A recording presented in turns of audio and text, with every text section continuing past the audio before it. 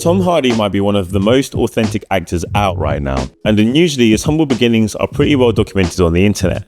From his early start as a model on The Big Breakfast, to classic MySpace photos, audition tapes, work for the Prince's Trust, and even his inability to make a decent sandwich for his mate, and just that is Benedict Cumberbatch, it's pretty clear that Tom's passion for people and relatability are a big part of how he won over people's hearts so quickly in his career.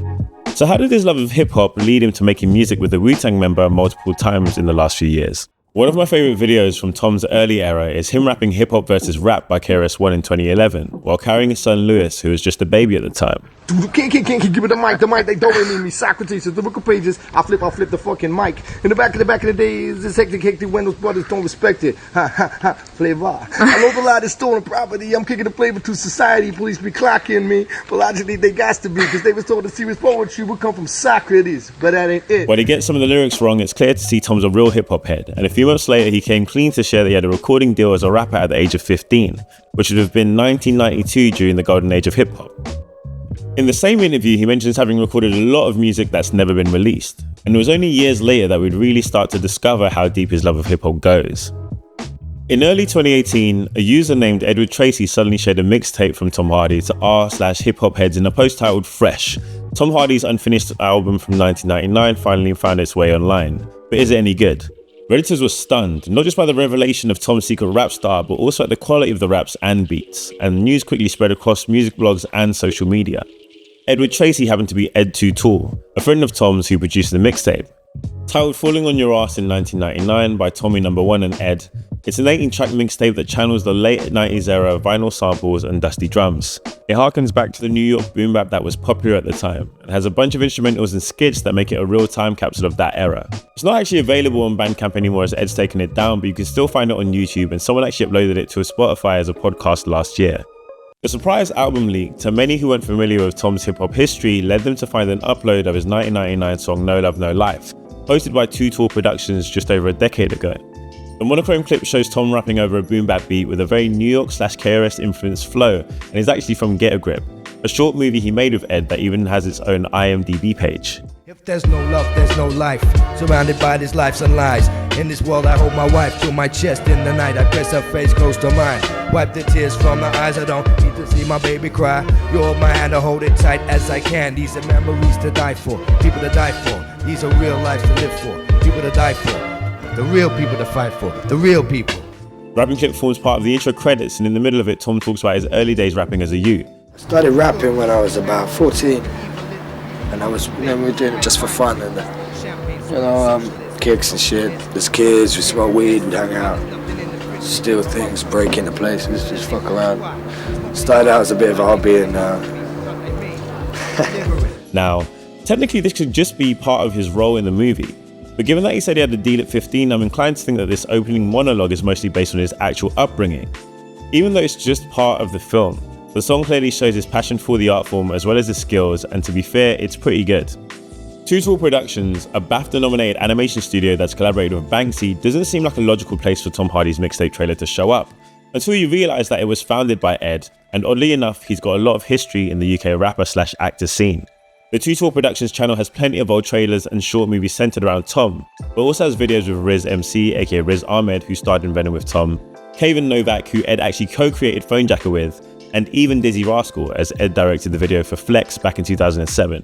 Remember that one? I wanna see you dip, and let me see you rock. Riz has done a lot of music both solo and as part of Sweatshop Boys, and Kayvan Novak has a long history with hip-hop, and I don't just mean his MC battle as Brian Badondi. Come upstairs and I'll smack your hairy butt. In an MC battle, it's wrong to talk about slapping asses. Don't go to an MC battle wearing them clothes and them glasses. Slapping asses? He also starred with Tom in Sticky, an animated show Ed directed for BBC Three back in 2017.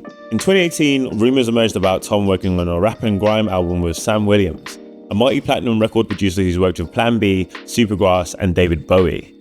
Supposedly, labels including Warner Records were showing interest in releasing it, but nothing about that project ever materialised beyond those initial rumours, so it's hard to know if it's really sitting in Tom's stash somewhere. In 2019, Shia LaBeouf appeared on Hot Ones and talked about fellow actors that rap after his 5 Fingers of Death freestyle on Sway in the Morning, listing Tom Hardy and John Bernthal as two that freestyle constantly. I think anybody who can ad-lib can probably freestyle. Tom Hardy freestyles all the time, you know. Really? He'd be rapping all the time. Bernthal raps all the time. Yeah, those guys rap all the time. This pointed even more eyes at Tom's music and the No Love, No Life video. Side note, no one's actually found footage of John rapping, so if you have that, Drop that.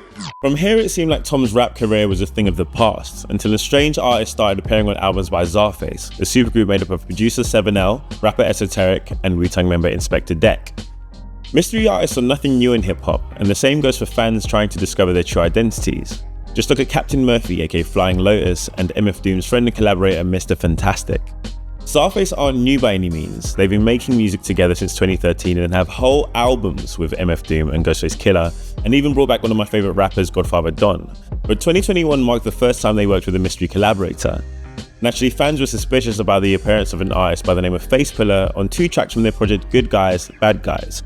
And while the cover fits the supergroup's comic book theme, it's even more fitting as the album is actually music from the second Venom movie, Let There Be Carnage, released in 2021, which of course stars Tom Hardy as the anti-hero.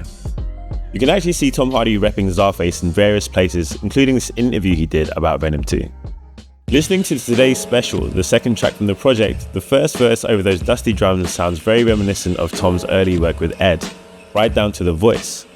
Whether it's from his early raps or his actor career, some people started to make the connection, but there wasn't really any conclusive evidence at the time. Tom's Instagram profile had Frankie Pulitzer as his name back then, but at some point in the years to follow, the 2 names swapped places. Czarface retroactively credited the 2 tracks on the Venom OST as featuring Frankie, and Tom changed his IG bio to Facepuller. Regarding the name, it's hard to tell why he calls himself that. It could simply be a reference to him putting faces, or the weird articles online about how Tom's face is always hidden in movies. Seriously, who thinks of this stuff? Man, what are you talking about? A year later, Czarface returned with Zarmageddon, and Frankie reappeared, this time on track 2, the Zarlak Pit. Aside from mentioning Facepuller at the end of the verse, nobody weird as him. At this point, Tom's having fun with people knowing the identity behind his alter ego, so he's being a bit bait. Yeah, that was bait. Bait move. And he goes as far to reference 2 movies that he's starred in the verse. What the fuck is this shit? I came here for a proper shootout is a reference to Corny Crae's line, I come here for a fucking shootout, a proper shootout with some proper men, from his role in 2015's Legend film about the Crae twins. I come here for a fucking shootout, right? A proper shootout with some proper men.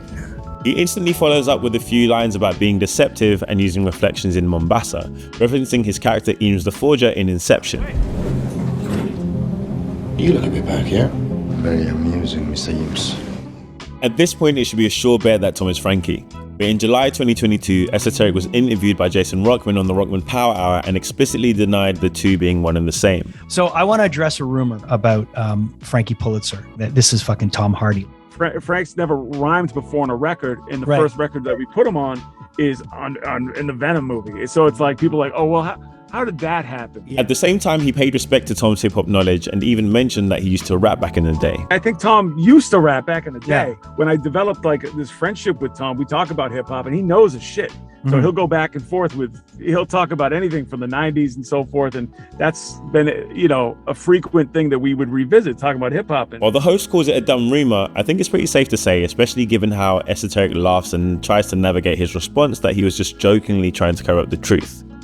Esoteric even states that he can see how people make the connection. But he doesn't even mention how he met Frankie, who is apparently from Boston, but sounds like Tom doing an American accent. Frankie, he's newer. He doesn't know hip hop like that. It would be cool if it was Tom, because Tom is, he's the man. He's just like one of the greatest actors of all time. But it's Frankie, and he's he lives about 3 blocks that way. That's all. He's a great guy. In February of 2023, Vinny Paz of Jedi Mind Tricks uploaded a picture to IG with Esoteric and Tom crediting him as the Facepuller, which further confirmed people's suspicions. And at the end of the year, Frankie returned on Frenzy in a Far Off World off of Czarface's most recent release, to Artificial Intelligence.